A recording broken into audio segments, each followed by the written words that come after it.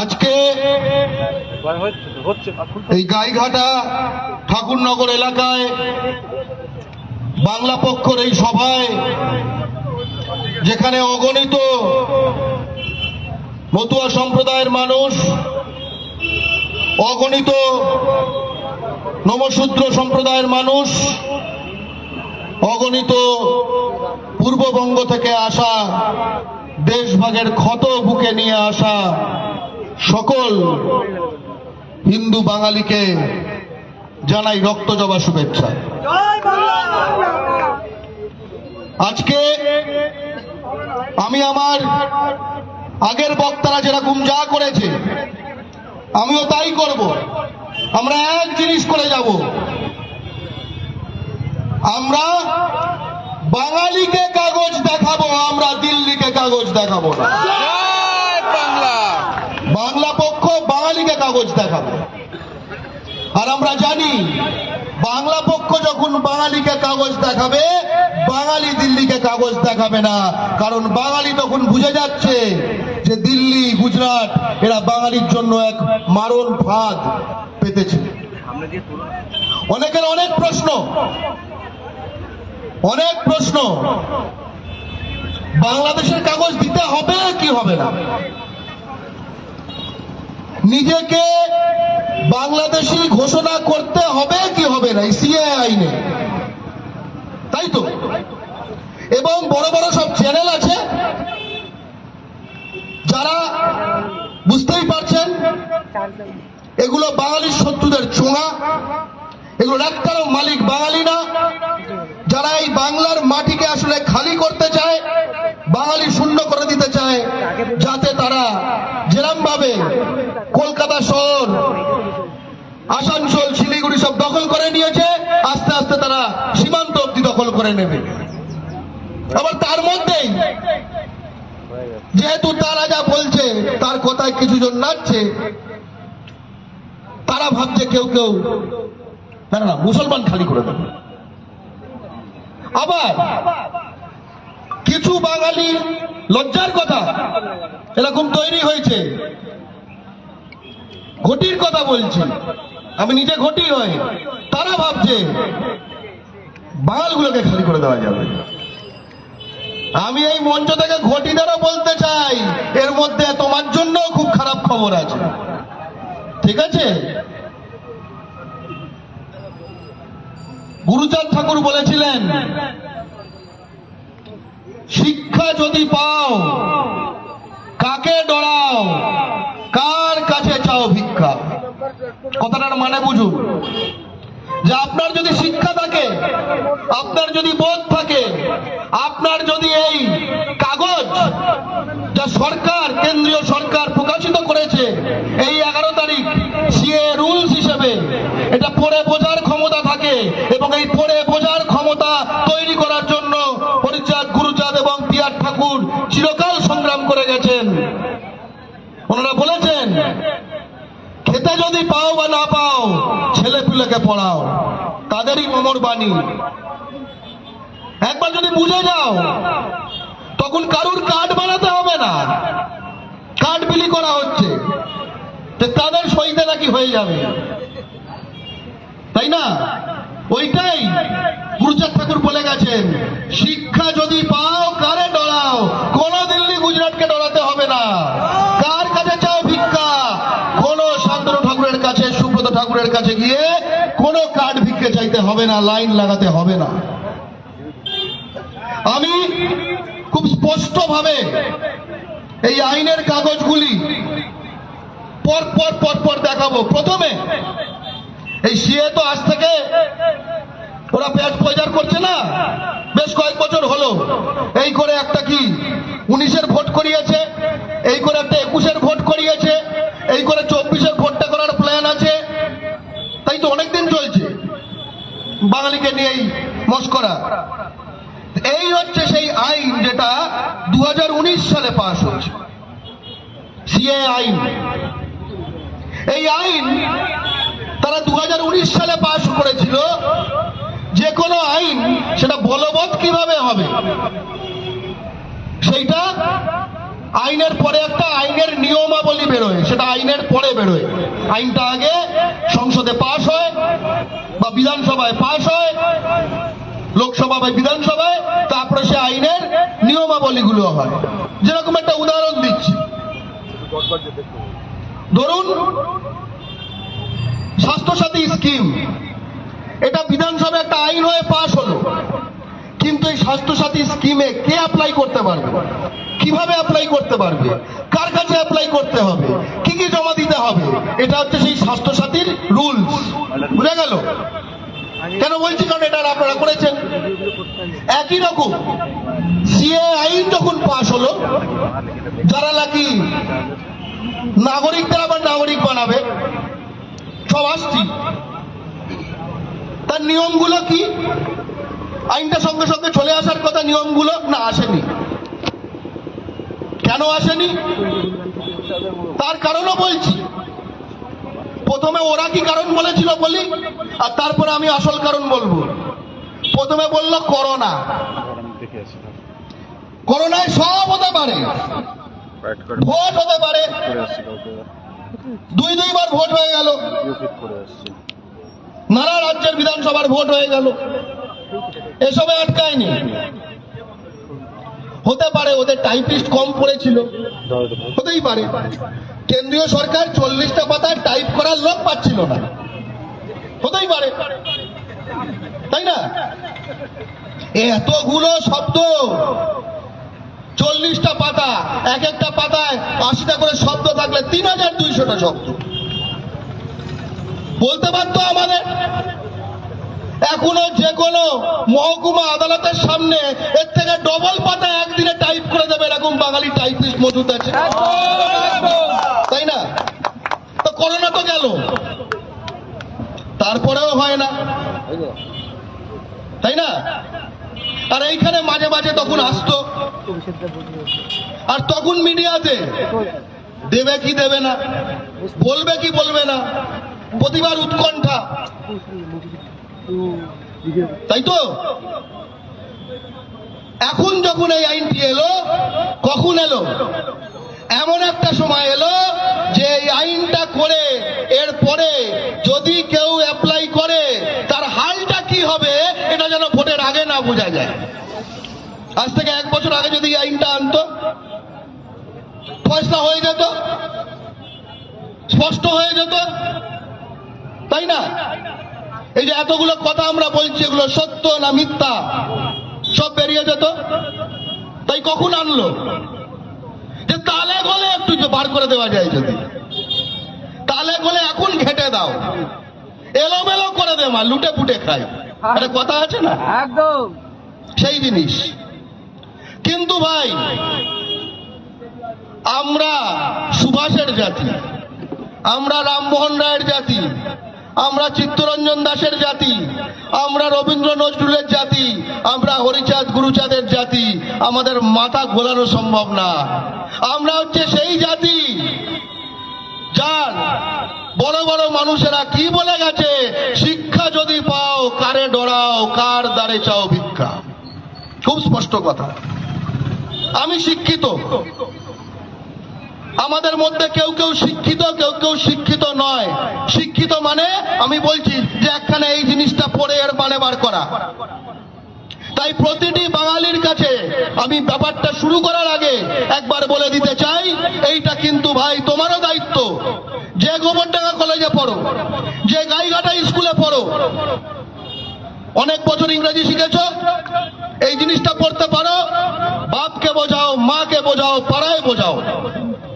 তুমি কোনো দল করো না, কেউ সিপিএম তৃণমূল বিজেপি হয়ে জন্মায়নি, কেউ সিপিএম তৃণমূল বিজেপি হয়েও মরবে না, কিন্তু বাঙালি হয়ে জন্মেছ, বাঙালি হয়ে মরবে, এবং বাংলা পক্ষে প্রতিশ্রুতি দিচ্ছে ভারতের নাগরিক হিসেবেই মারা যাবে।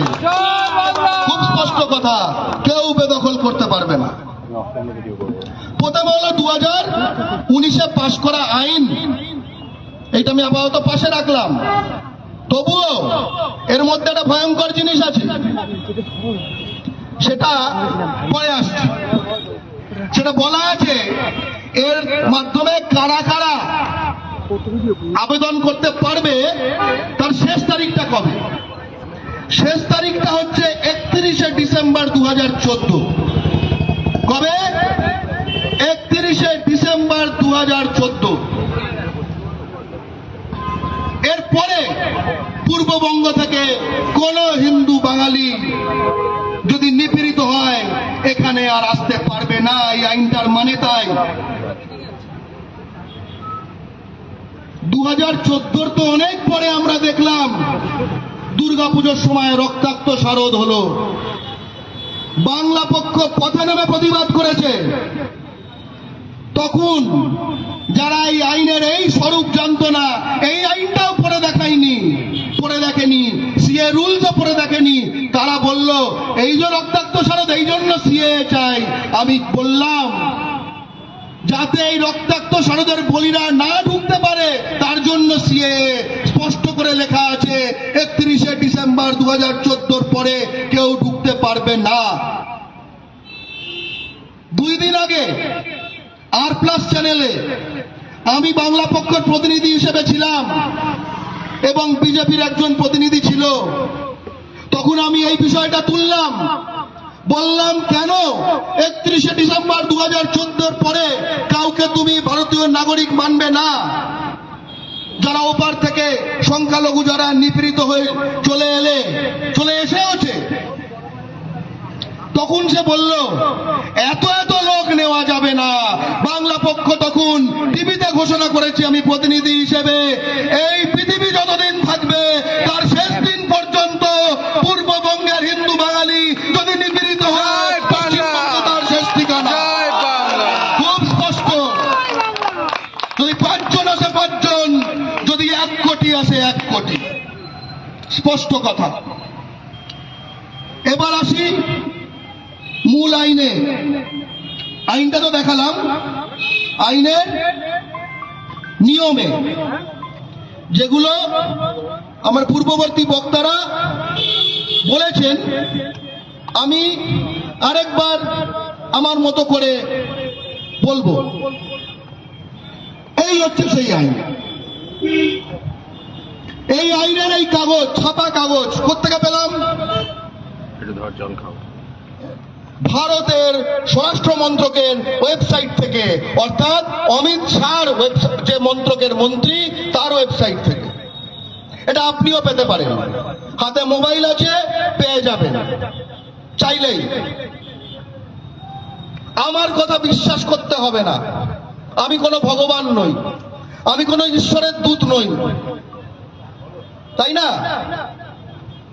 মা যখন বলছে কিনা কতক্ষণে বাড়ি ফিরবি, হয়তো ফিরতে লাগবে 1 ঘন্টা, বলেছি 15 মিনিট।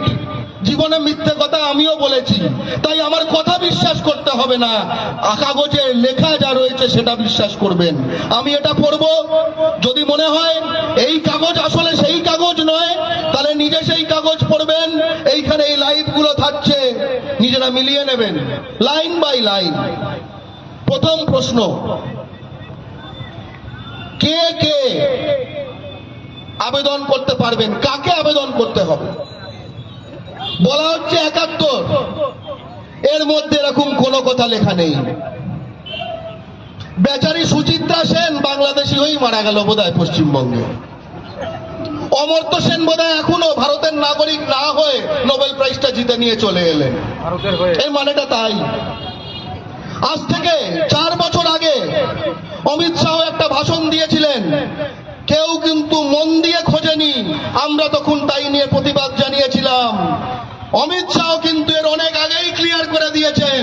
উনি বলেছিলেন হিন্দি ভাষায় 70 साल से जो अवैध रूप में पश्चिम बंगाल में बास कर रहा है। মানেটা কি বুঝে গেলেন তো? 71-এর পর থেকে বলেনি, কয়েক বছর আগে বলল। 70 বছর ধরে যারা, সকলে কারা কারা ইস্ট বেঙ্গল সাপোর্টার ভাই? এরকম হাত তুলে বলবে, কোথাও ভয় পাবে না নিজেকে জানানোর জন্য যে তুমি ইস্ট বেঙ্গল সাপোর্টার। ঠিক আছে? একটা ঘটির ছেলে এই কথাটা বলছে, কারণ সেই ভয়টাই তো এরা পাওয়াতে চায় যে বাজারে যেন কেউ না বলে আমি ইস্ট বেঙ্গল সাপোর্টার। ভয়ঙ্কর সময়। কারা অ্যাপ্লাই করতে পারবে? 71 বলে কিছু নেই। যারা যারা 70 সাল সে, অর্থাৎ এটা শুধু গাইঘাটার প্রশ্ন নয়, এটা শুধু রানাঘাটের প্রশ্ন নয়, এটা শুধু বনগাঁর প্রশ্ন নয়, এটা শুধু ঠাকুরনগরের প্রশ্ন নয়, এটা প্রতিটি কলোনির প্রশ্ন, এটা কুপার্স ক্যাম্পের প্রশ্ন, এটা কুপার্স ক্যাম্প ছেড়ে যারা এখন দুতলা পাকা বাড়ি বানিয়েছেন তাদেরও প্রশ্ন, এটা যাদবপুরের প্রশ্ন, এটা কলকাতার প্রশ্ন, এটা শিলিগুড়ির প্রশ্ন, এটা কোচবিহারের প্রশ্ন, এটা আলিপুরদুয়ারের প্রশ্ন। খুবই স্পষ্ট কথা। 2, আপনাকে কি বাংলাদেশের কোন কাগজ দেখাতে হবে? এই কথাটি গুরুত্বপূর্ণ। কেন? কারণ প্রমথ রঞ্জন ঠাকুর সারা জীবন সংগ্রাম করেছেন নিঃশর্ত নাগরিকত্বের জন্য, নিঃশর্ত, তাই না? কারণ উনি তার সম্প্রদায়ের বাস্তবতার কথা জানতেন। আচ্ছা ভেবে দেখুন তো, আজ থেকে 30 বছর আগে কটা ফ্যামিলিতে হাসপাতালে গিয়ে প্রসব হতো? সামান্য কজনের হতো? বাকিদের কি হতো? দাইমার টিপছাপ নিয়ে আসবেন। 2, যারা ভূমিহীন কৃষক, যারা ভাত চাষি, যারা ডেলি লেবার খাটেন, যারা জন খাটেন, যাদের নিজস্ব মালিকানায় জমি নেই, বর্গা ভুক্ত হবার পরে বর্গাদার নথিভুক্ত হয়েছে, তার আগে কার কাছে জমি কেন্দ্রিক কাগজ রয়েছে? জমির যারা কখনো মালিক হয়নি আমি বাদই দিলাম।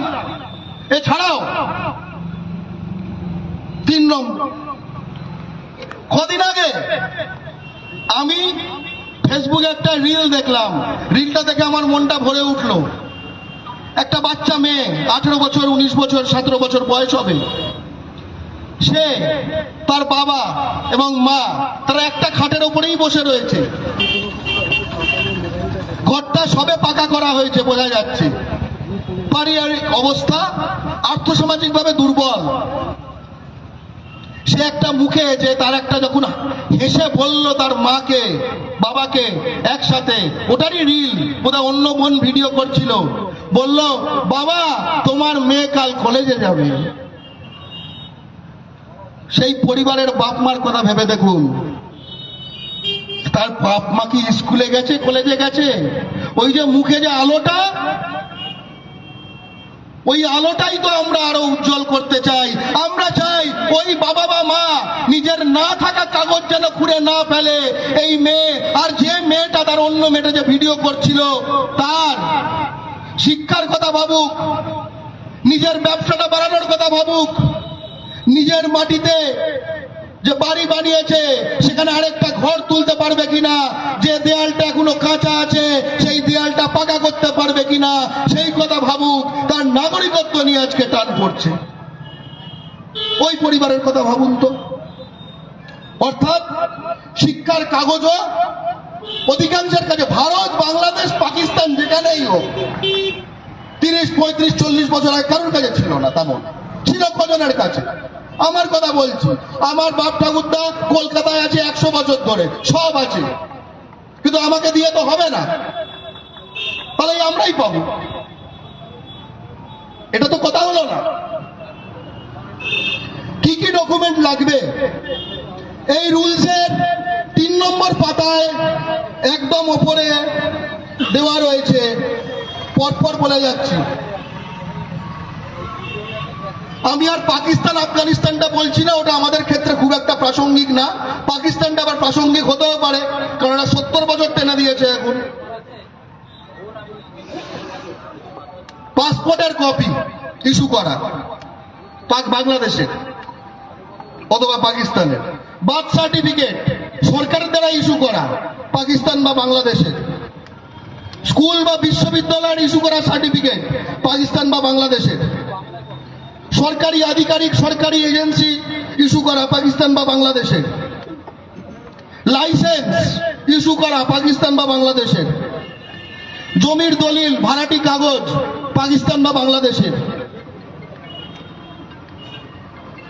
বাবা মা দাদু ঠাকুমা মা বাবা মানে আগের প্রজন্মের যে কেউ বাংলাদেশের এখানে সেই বাংলাদেশ পাকিস্তানের কাগজ ইত্যাদি ইত্যাদি।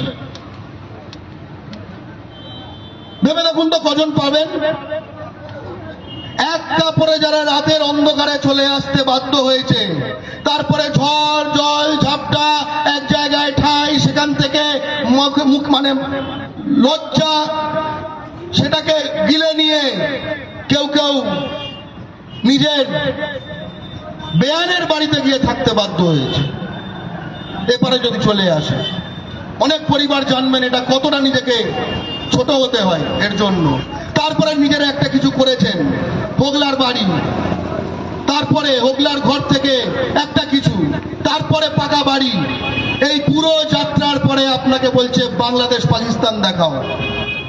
ভাবুন একবার, এর মধ্যে একখানা ডকুমেন্ট আছে যেটা ভারতে দেওয়া হয়েছে। কোন সে ডকুমেন্ট? না, সেটা শান্তনু ঠাকুরের সঙ্গের ডকুমেন্ট নয়, নয়, সেটা হলো ফরেনার্স রেজিস্ট্রেশন অফিস, FRO।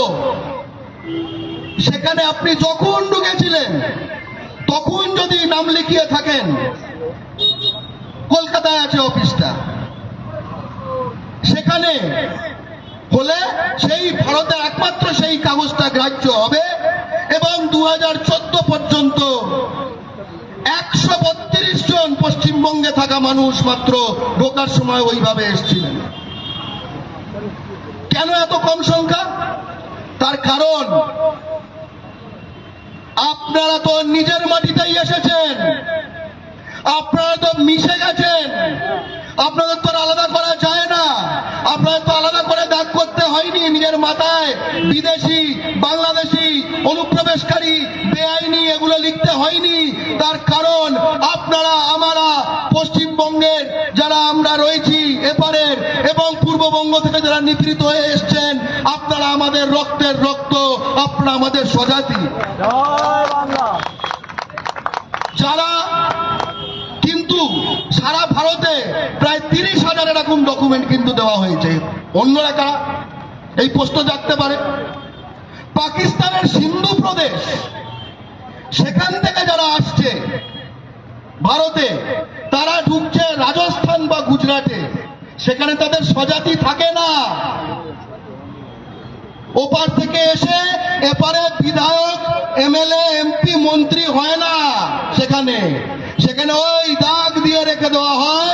তাই তারা ওখানে FRO ডকুমেন্ট করিয়ে টরিয়ে ওখানে কোন ক্রমে বেঁচে আছে তাদের জন্য। তারা কেউ বাঙালি নয়, তাদের সঙ্গে সিন্ধু প্রদেশ, পাঞ্জাব প্রদেশ এইসবের সম্পর্ক। ওটা বাদ দেন, অত পরের কথা না ভাবলে চলবে, নিজেরটা ভাবা হোক আগে। এই যে ধরুন আপনার কাছে এগুলো আছে, এবার একটা কথা ভাবুন তো, এটাকে ভেরিফাই করা হবে, কে ভেরিফাই করবে? আচ্ছা, আপনার স্কুল থেকে যদি কোনো আপনি মাধ্যমিক পাস করেছেন, এই কাগজটা কোথাও জমা দিয়েছেন, এই কাগজটা যখন জমা হয় এবং সে যদি ভেরিফাই করতে চায়, কিভাবে ভেরিফাই করবে? যে দিয়েছে কাগজটা, যে আসলে সইটা করেছে, সেই স্কুলে গিয়ে ভেরিফাই করবে। কারণ এটা আদৌ এখান থেকে এরকম কোন একটা কাগজ দেওয়া হয়েছিল কিনা তার রেকর্ড তো তার কাছে আছে। আপনি যদি একটা জমি, এই জমির মালিক এ কিনা এটা যদি জানতে চান, আপনি কোথায় যাবেন? আপনি BLR-এর কাছে যাবেন। কারণ আপনার এলাকার যে জমির অফিস, জমি রেজিস্ট্রেশন অফিস, সেখানে সেই রেকর্ডটা রয়েছে। আচ্ছা, আপনি যদি খুলনার জমি দেখান, আপনি যদি বরিশালের স্কুলের কাগজ দেখান, প্রায় কারোর কাছেই নেই। যে সংখ্যকের কাছে রয়েছে শুধু তাদের কথা বলছি। ভারত সরকার কিভাবে ভেরিফাই করবে? আপনার মনে হয় এটা বাংলাদেশের কাছে পাঠাবে? আর বাংলাদেশ বলবে যে হ্যাঁ একে তো আমরা খেদা খায় বার করে দিয়েছি, ঠিক কথা। এই সাল অব্দি এইখানে ছিল, তারপরে আমরাই খেদিয়েছি, এখন চলে গেছে। আপনার মনে হয় কোন সরকার এইটা করবে? বরং আপনারা জানেন, মিথ্যাবাদী বাংলাদেশ সরকার বারবার বলেছে এখান থেকে ধর্মীয় নিপীড়ন করে কেউ চলে যায়নি। এই মিথ্যা কথাটা তারা বারবার বলে, এবং যারা এই মিথ্যা কথাটা বলে তাদের প্রধানমন্ত্রীকে 2 বছর আগে ভারতে প্রজাতন্ত্র দিবসে সেখানে বাংলাদেশের সেনাকে দিল্লিতে লেফট রাইট মার্চ করতে দেওয়া হয়েছে। এই মঞ্চের পিছনে যার মূর্তি আছে সেই সুভাষচন্দ্র বসুকে, ঠাকুরনগর বাজারের মাঝে যার মূর্তি আছে সেই সুভাষচন্দ্র বসুর যে জাতি, এই ভারতীয় সেনায় কোনো বাঙালি রেজিমেন্ট তৈরি হয়নি যারা ওখান দিয়ে মার্চ করতে পারত। এরা মোদি বাংলাদেশের আর্মিকে এনে দিল্লিতে মার্চ করিয়েছে। যারা কিনা বলে কেউ নাকি আসেননি, আপনারা ভূত, সব ভূত। এখানেই শেষ না, তিস্তার জল গাজলডোবা থেকে গাজল, আপনারা এই এলাকায় জানতেও পারেন নাও জানতে পারেন, কিন্তু আলিপুরদুয়ার, জলপাইগুড়ি, কুচবিহার, দার্জিলিং, উত্তর দিনাজপুর, দক্ষিণ দিনাজপুর, মালদা, এই বিস্তীর্ণ অঞ্চলের যে জীবন রেখা, যে তিস্তা নদী, যেখানে সেখানকার সেচ, সেখানকার চাষ, যার উপর নির্ভরশীল কোটি কোটি বাঙালি, এপারে তার উপর নির্ভরশীল। এই মোদি গিয়ে বাংলাদেশে তিস্তার জল তাদের দিয়ে আসবে এই নিয়ে সব ব্যবস্থা করে এসছে, এবং সেই ব্যবস্থা করতে যে আমলা সাহায্য করেছে সেই হর্ষবর্ধন শৃঙ্গলা, সে নাকি এবার বিজেপির ক্যান্ডিডেট হবে দার্জিলিং কেন্দ্রে। আপনি ভাবতেও পারেন না এটা কি জিনিস। কেউ কখনো গুজরাটি কোম্পানিতে কাজ করেছো? তাহলে বুঝে যাবে কি জিনিস। একটা কথা ভেবে দেখুন, এর পরেও একটা কথা আছে। অনেক সময় আপনাকে একদিন চার্জ দিয়ে বলা হয় যে আমরা, কেউ কেউ চার্জ দেয় যে আমরা অখণ্ড ভারত বানাবো, ওই বাংলাদেশ আমরা ফেরত নিয়ে নেব, পাকিস্তান ফেরত নিয়ে নেব, আফগানিস্তান ফেরত নিয়ে নেব। দেখেননি ম্যাপ? বিরাট বড় ম্যাপ দেখেননি? দেখেছেন নিশ্চয়ই। থাইল্যান্ড, ইন্দোনেশিয়া বিরাট বড় করে ফেলে।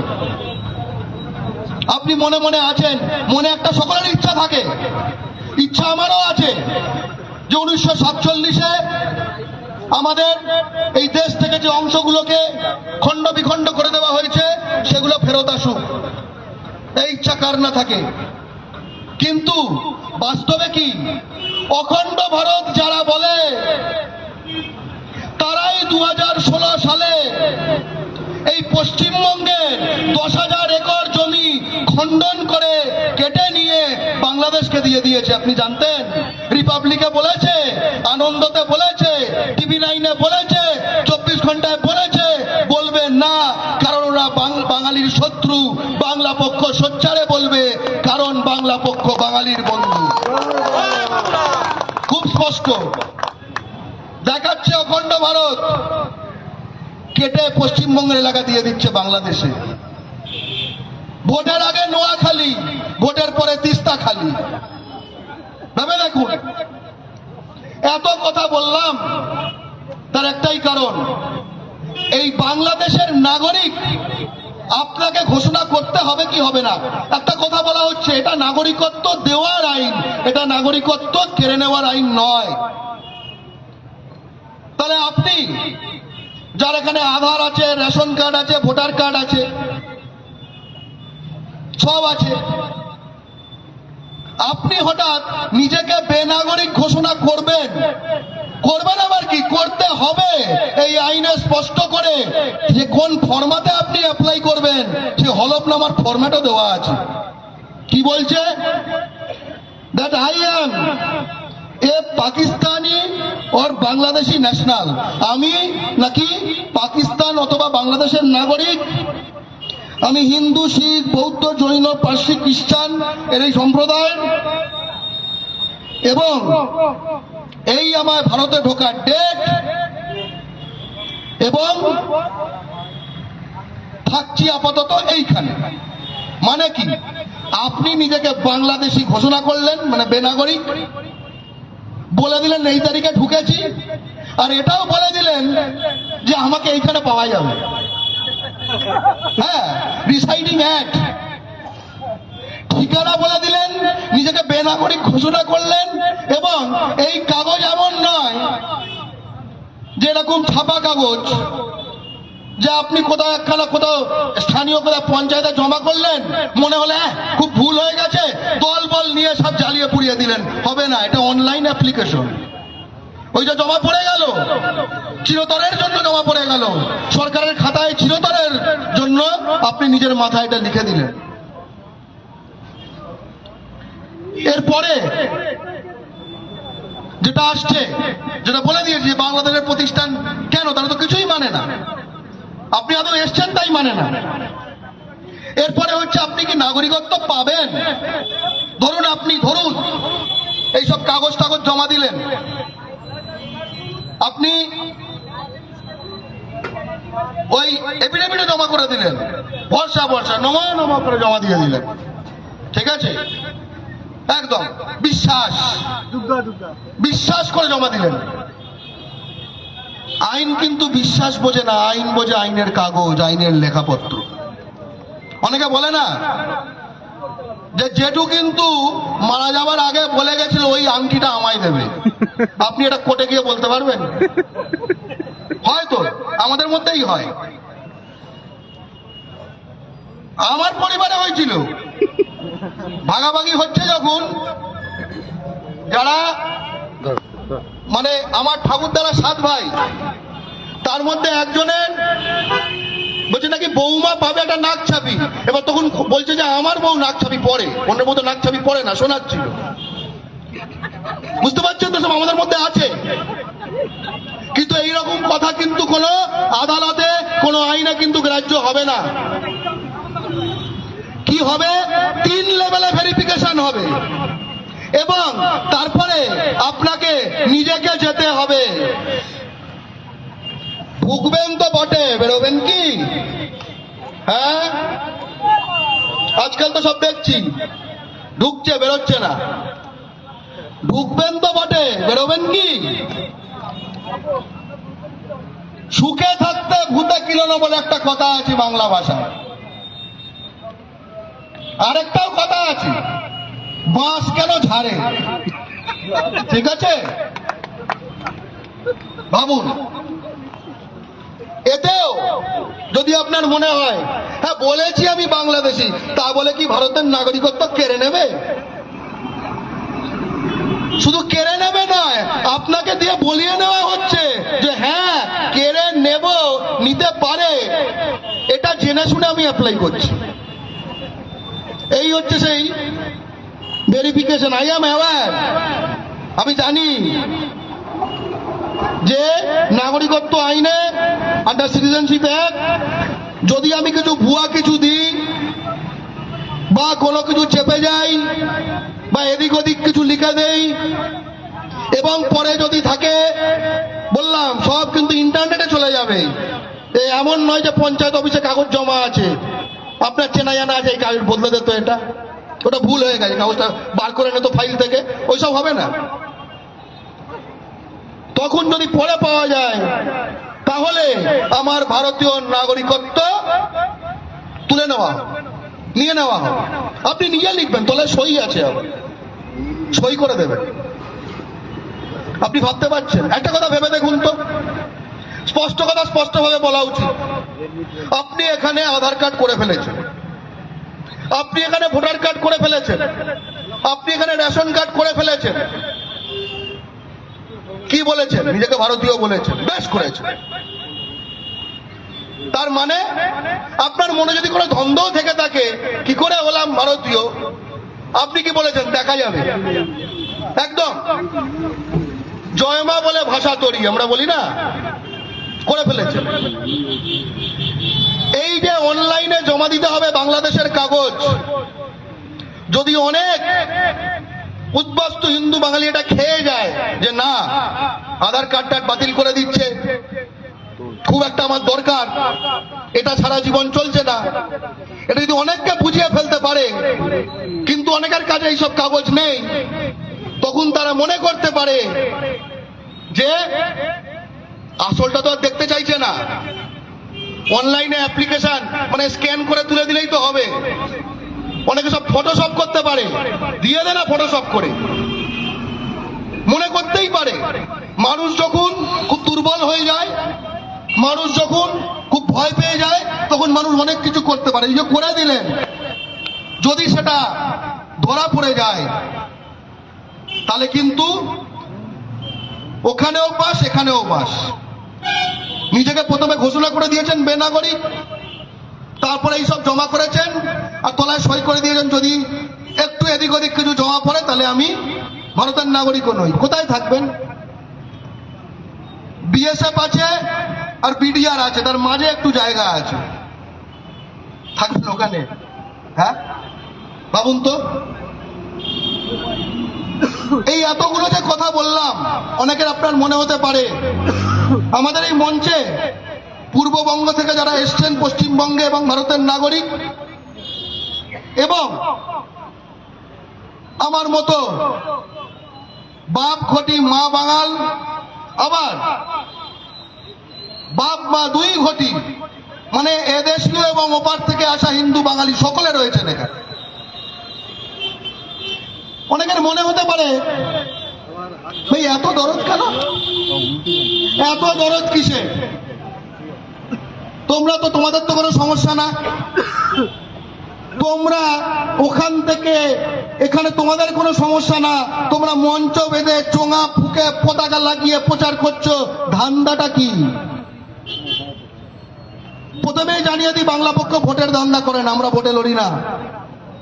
কিন্তু আমি বলছি আমার ধান্দাটা কি, বা যে কোনো ঘটির এই বিষয়ে কেন বিরাট একখানা চিন্তা থাকা উচিত।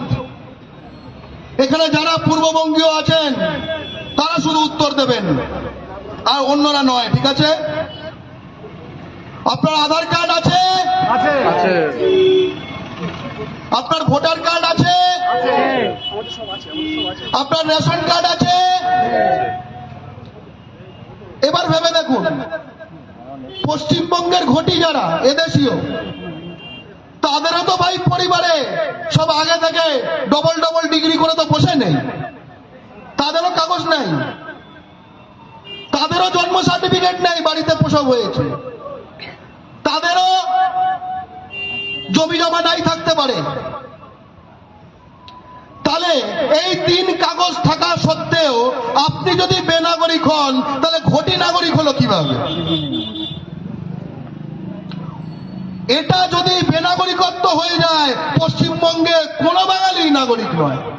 ওই একদম শহরের বড়লোক ইত্যাদি, ক্ষমতাশালী এলাকার জমিদার ইত্যাদি, সরকারি অফিসার, এইসব বাদ দিয়ে, তাও যদি একটা গরিব ঘরের ছেলে যদি পড়াশোনা করে সরকারি অফিসার হয়ে যায়, তারও সমস্যা। ভেবে দেখুন। ফলে এটা কিন্তু শুধু পূর্ববঙ্গ থেকে যারা এসছেন তাদের বিষয় নয়, এটা আমরা যারা এদেশীয় চিরকালের, আমাদের জন্য একটা ভয়ঙ্কর জিনিস। ফলে এই যে আমাদের বিরুদ্ধে যে হুমকি, এটা আমার ঘর দোড়ায় আসার আগে আমরা বাংলাদেশ বর্ডারেই, দিল্লির বর্ডারেই আটকে দিতে চাই। তার কারণ এই অমিত শাহ ঘোষণা করে দিয়েছে যে সিএ এনআরসি এইভাবে, এবং এনআরসির ক্ষেত্রে আমরা দেখেছি যে আসামে কিভাবে 12 লাখ হিন্দু বাঙালিকে ডিটেনশন ক্যাম্পে পড়া হয়েছে, নাগরিকত্ব থেকে বাতিল করা হয়েছে, ভোট দিতে পারে না, ডি ভোটার বলে ওখানে প্রায় 2 শতাধিক জন আত্মহত্যা করেছে। 102 বছরের হিন্দু বাঙালি বৃদ্ধকে ডিটেনশন ক্যাম্পে নিয়ে গিয়ে শিকল দিয়ে বেঁধে রেখেছে। মানুষ মনে করে না, মানুষ মনে করে না। তাই যারা আমাদের মানুষ মনে করে না, তারা আমাদের জন্য ভালো ভাববে না। আর এটা বিশ্বাস করার প্রশ্ন নয়। আজকে সব কাগজ স্পষ্ট করে দেখানো হলো, কিন্তু শেষে আরেকটা কাগজ দেখাবো। আপনার মনে হতে পারে কেন্দ্রীয় সরকার, সে তো ভারতেরই সরকার, অর্থাৎ আমাদেরই সরকার, তারা আমাদের জন্য এরকম খারাপ কিছু ভেবে রাখতে পারে? অনেকের তো মোহ আছে। সেই মোহভঙ্গের জন্য একখানা ডকুমেন্ট আমি লাস্টে দেখাতে চাই। সেটা হচ্ছে যে কোনো আইন পাশের আগে পার্লামেন্টের একটা কমিটি তৈরি হয়। 19 সালে সিএ আইন পাস হয়েছে, 2024 সালে নিয়মগুলো বেরোলো যেগুলো আমি ডিটেলে বললাম, কিন্তু 2016 সালে এই সিএ নিয়ে একদম report of the joint committee on citizenship amendment bill Lok Sabha সচিবালয় থেকে অশোক স্তম্ভ দেওয়া আমরা ছেপে এনেছি। অর্থাৎ সেখানে বিজেপি যে সংখ্যাগরিষ্ঠ যেসব এই কমিটিতে, সেই সাংসদরা প্ল্যানিং করছে যে এই আইনটা ঠিক কিভাবে হবে। তার 18 নম্বর পাতাটা আমি বার করে নিতে চাই। তার 18 নম্বর পাতায় 1.20 অনুচ্ছেদের 5 নম্বর পয়েন্টে বলছে যে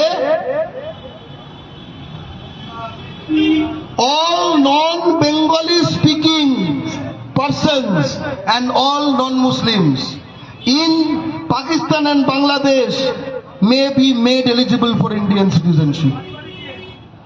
কথাটার মানে বলি, পাকিস্তান এবং বাংলাদেশে প্রতিটি অবাঙালি অথবা অবাঙালি এবং অমুসলমান ব্যক্তিকে নাগরিকত্ব দেওয়া যাবে। মানে ওপার থেকে যে মারওয়ারি এসছে তার জন্য ভাবা আছে, ওপার থেকে যে বাঙালি এসছে হিন্দু বাঙালি তার জন্য এটা নয়। চিন্তা ভাবনার মধ্যেই ছিল এটা। এইভাবে আর কেউ দেখাবে না। কেন বলুন তো? তার কারণ তারা নিজেদের ব্যবসা করছে, তারা নিজেদের পক্ষে, আর বাংলা পক্ষ বাঙালি জাতির পক্ষে। আমরা বলবো না এই চিহ্নে ভোট দিন, ওই চিহ্নে ভোট দিন, সেই চিহ্নে ভোট দিন, সেটা আপনার যার যার বিষয়। এই যে বাকছাপ, এটা আপনি ব্যালটে পাবেন না, এখন তো আবার মেশিন। মোবাইল ফোন থেকে টাকা উড়ে যাচ্ছে, মেশিনে ভোট সুরক্ষিত থাকবে। হ্যাঁ, কত শখ! মোবাইল ফোন থেকে টাকা উড়ে যাচ্ছে। প্রতিটি থানায় এতগুলো করে অভিযোগ জমা পড়ছে, হুস, সব বিহার ইউপি ওই জায়গায় চলে যায় টাকাগুলো। লক্ষ্য করে দেখবেন, সব ক্রিমিনাল গুলো। আর তারা ওদিকে লোভে চকচক করছে।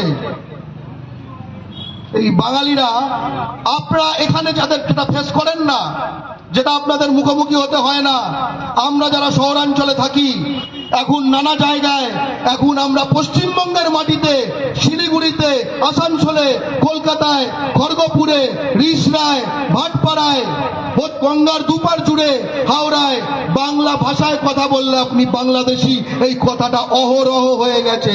ঘটিকেও বলে, বাঙালকেও বলে। বাংলা পক্ষ আজকে এখান থেকে এই জনসচেতনতার মাধ্যমে স্পষ্টভাবে কাগজ দেখিয়ে, কাগজ পড়ে, তার মানে বলে যে জিনিসটা করলো, এটা কিন্তু শুধু আপনার নাগরিকত্ব রক্ষা করার জন্য নয়। এই বাংলার মাটিতে পুঁজি, চাকরি, বাজার, জমি, অটো লাইন, টোটো লাইন, এই জেলাতে তেল যে পাওয়া গেছে সেই তেলের মালিকানা, ওই আসানসোলে যে কয়লা আছে সেই কয়লার মালিকানা, ওই কলকাতায় যে বন্দর আছে তার মালিকানা, এর সব কিছুর পূর্ণ পুনর্দখলের লড়াই। এটা পূর্ণ পুনর্দখলের লড়াই। কারণ এই মাটি পৃথিবীতে সকল জাতির জন্য একটি মাটি রয়েছে। এই ভারতে বাঙালির জন্য এই মাটির নাম পশ্চিমবঙ্গ। এটা আমরা বেহাত হতে দেব না। এবং দুটো সমস্যা আসলেই 71 পরবর্তী পূর্ববঙ্গীয়দের ফেস করতে হতো। একটা হলো এসসি সার্টিফিকেট। সেই সমস্যাটা সাম্প্রতিককালে অনেকটা সমাধান হয়ে গেছে। এবং স্পষ্টভাবে বলতে চাই, এটা যেন কাউকে কোনো ফেস না করতে হয়। কাউকে যদি কোনো নমশূদ্র অথবা মতুয়া সম্প্রদায়ের কাউকে যদি এসসি সার্টিফিকেট নিয়ে কেউ ঝামেলা করে, একবার বাংলা পক্ষকে ডাক দেবেন, বাংলা পক্ষ পৌঁছানোর আগে এসসি সার্টিফিকেট বেরিয়ে যাবে, স্পষ্ট কথা। তবে এই সমস্যা বর্তমানে অনেকটাই কমে গেছে। আর শেষে আরেকটা সমস্যা, যার সমাধান হলো কি না, পাসপোর্ট। পাসপোর্টের জন্য ৭১-এর আগের কাগজ চাই, কি ঠিক কিনা? অনেকের সমস্যা হয়েছে। পাসপোর্টের জন্য ৭১-এর আগের কাগজ চাওয়ার সমাধান কি নিজেকে বাংলাদেশি ঘোষণা করা, নাকি পাসপোর্ট আইনটা বদলে দেওয়া? কি ওই বললো না আমার পূর্বতন বক্তা যে আমার মাথায় কি গাধা লেখা আছে? পাসপোর্ট পেতে আমার ফ্যাকড়া হচ্ছে, তাহলে পাসপোর্ট আইন বদলাও। আমি নিজেকে বিদেশি কেন বলবো? অদ্ভুত কথা। আমি তো ভারতের পাসপোর্ট চাই। আর এই কথার মধ্যেও জানেন তো অনেক কষ্টের জিনিস লুকিয়ে আছে। এই এলাকায় মানুষ পাসপোর্ট চায় কেন? সব জায়গায় এত পাসপোর্ট চায় না, কারণ তার পরিবারের একটা অংশ এখনো ওপারে আছে। কত বড় দুঃখের কথা, কত বড় কষ্টের কথা বলুন তো বাঙালি জাতির জন্য, যে আজকে সে বাংলাদেশ থেকে পালিয়ে এসছে, ভারতে ঢুকেছে, সে নিজেকে এখন তাকে ভয় পাওয়ানো হচ্ছে, সে ভারতীয় নয়, তাকে নিজেকে বাংলাদেশি ঘোষণা করতে হবে, এবং এত কিছু সে করবে যাতে বাংলাদেশে যেতে চায় মাঝে মাঝে। এটা একটা গভীর কষ্ট কিন্তু। তাই আমরা চাই পূর্ববঙ্গে যারা সংখ্যালঘু আছেন, হিন্দু বাঙালি আছেন, তাদের সম্পূর্ণ নিরাপত্তা কিন্তু ভারতের কেন্দ্রীয় সরকারকে নিশ্চিত করতে হবে। বাংলাদেশের সঙ্গে একজন ভারতীয়ের সম্পর্ক পররাষ্ট্র মন্ত্রকের দ্বারা। আপনারা বসে বসে ওখানে আদানি আম্বানিকে প্রজেক্ট দেবেন বাংলাদেশে, আর আমি যখন যাব তখন সেই কেন্দ্রীয় সরকারি পাসপোর্ট আইনও কেন্দ্রীয় সরকার। সর্প হইয়া দংশন করো, ওঝা হইয়া ঝাড়ো, আবার দেখা গেল ওঝাটা বুজরুক। এ হলো বাস্তবতা। একদম নিজের মাটিতে পা গেড়ে থাকুন। খুব স্পষ্ট কথা। বাঙালি আর বাংলা পক্ষ আজকে বাঙালিকে কাগজ দেখালো, যাতে নিজের মাটিতে নিজের অধিকার প্রমাণ করার জন্য বাঙালিকে, সুভাষের জাতিকে, হরিচাঁদ গুরুচাঁদের জাতিকে যেন গুজরাট দিল্লির কাছে কাগজ না দেখাতে হয়। খুব স্পষ্ট। আমরা আজকে এখানে যা যা বলে গেলাম সব এতগুলো ভিডিও থেকে রেকর্ড হচ্ছে, বলে পালিয়ে গেলাম এরম নয়। শান্তনু ঠাকুর বলেছেন যেগুলো অপশনাল, এই যে বাংলাদেশের কাগজগুলো বললাম এগুলো অপশনাল। এইখানে আইনের ৩য় পাতায় প্রথম লাইনে, আইনের ৩য় পাতায় প্রথম লাইনে লেখা আছে, বুঝতে পারছেন? চোখ বন্ধ করে বার করতে পারছি, এত আমরা পড়েছি। এইটা একদম ৩য় পাতাটাই বেরিয়েছে প্রথম লাইনে। এভরি অ্যাপ্লিকেশন, মানে প্রতিটি আবেদন শ্যাল বি, থাকতেই হবে ৩টে জিনিস। এক, ওই বাংলাদেশের ডকুমেন্ট। ২, ভারতের ডকুমেন্ট। ৩, সেই হলফনামা যেখানে আপনি নিজেকে বলবেন বাংলাদেশ। এই আইন বাঙালিকে মরণ ফাঁদে ফেলার আইন। এটা ভুয়া আইন। এর মধ্যে নাগরিকত্বর কোনো গ্যারান্টি নেই। এর মধ্যে বাঙালিকে বেনাগরিক করে দেওয়ার অশেষ সম্ভাবনা রয়েছে।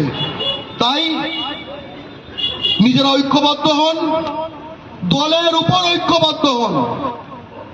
বাংলা পক্ষের একখানা স্লোগান আছে, ঠুকে বলো ছাতি, দলের ওপর জাতি। এতে ফাঁসলে কিন্তু কোথাও লেখা নেই এই অ্যাপ্লিকেশনে তুমি কি তৃণমূল করো, তুমি কি বিজেপি করো, তুমি কি সিপিএম করো, এসব কোথাও লেখা নেই। তোমার কাছে কি মতুয়া মহাসংঘের কার্ড আছে, ওই শান্তনু ঠাকুরের সই করা কোথাও লেখা নেই। তাই দলের উপর ঐক্যবদ্ধ হন, কারণ আমরা সেই পুণ্যভূমি থেকে এই জনসচেতনতা এই সভা করলাম, যেখানে যে আদর্শের ভাবধারায় গঠিত ঠাকুরনগর গাইঘাটা এলাকায় প্রাণ পুরুষ এক অর্থে আমি পিয়ার ঠাকুরের ওপরের প্রজন্মদের বলছি, যেখানে গুরুচাঁদ ঠাকুর বলে গেছিলেন, যে জাতির দল নেই সে জাতির বল নেই। গুজরাটিদের দল আছে, হিন্দুস্তানিদের দল আছে, ম্যাড্রাসিদের দল আছে, বাংলা পক্ষ বাঙালির দল। জয় বাংলা।